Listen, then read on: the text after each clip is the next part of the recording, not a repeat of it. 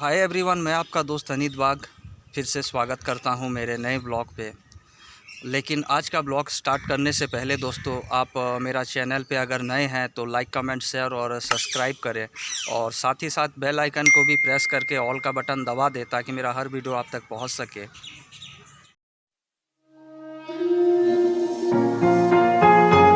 तो अभी मैं दोस्तों निकल रहा हूं एक पंडित जी के पास में, और क्योंकि 2022 जो है मेरे लिए बहुत ख़राब जा रहा है। 2 महीना पहले मेरा एक्सीडेंट हुआ, फिर अभी 2 दिन पहले मेरा घर चोरी हुआ, तो ऐसे सब घटना हो रहा है मेरा साथ में।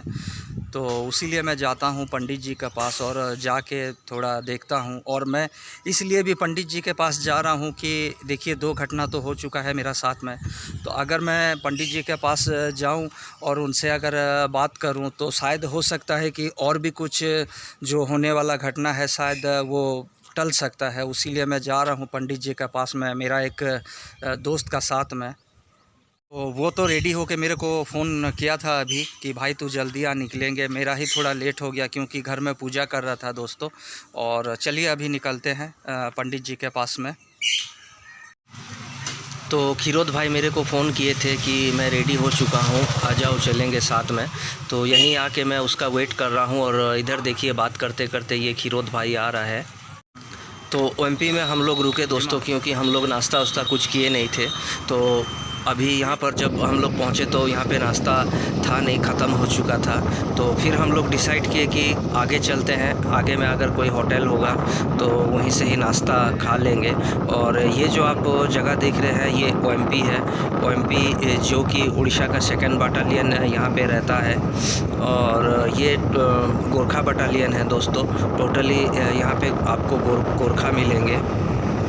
और पंडित जी के पास जाने का जो ये बात है, ये भी खीरोद भाई ही मेरे को सलाह दिए कि भाई तुम्हारा टाइम थोड़ा ठीक नहीं चल रहा है, तुम हो सके तो पंडित जी के पास चलो और थोड़ा बातचीत करो, क्या क्या घटना हो रहा है तुम्हारे साथ में।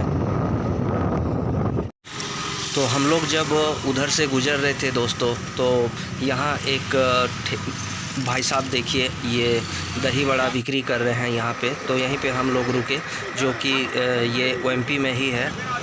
यहाँ पे हम लोग नाश्ता किए और ये खीरोद भाई भी नाश्ता कर रहे हैं। और उधरी से हम लोग जाने का टाइम में ये हवाई अड्डा है दोस्तों, ये एयरपोर्ट है।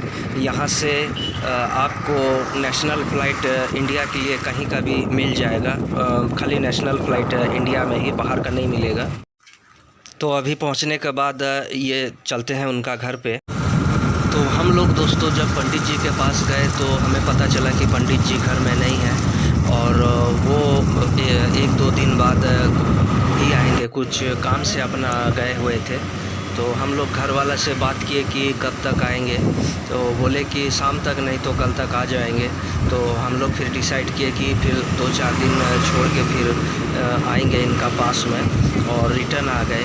और क्योंकि पंडित जी तो थे नहीं, तो अगर पंडित जी अगर रहते तो शायद हो सकता है कि मैं वहाँ का भी वीडियो बनाता, लेकिन पंडित जी तो थे नहीं। और आने का टाइम में मैं खीरोद भाई को बोला कि भाई आप बाइक चलाओ, मैं पीछे बैठ जाता हूँ।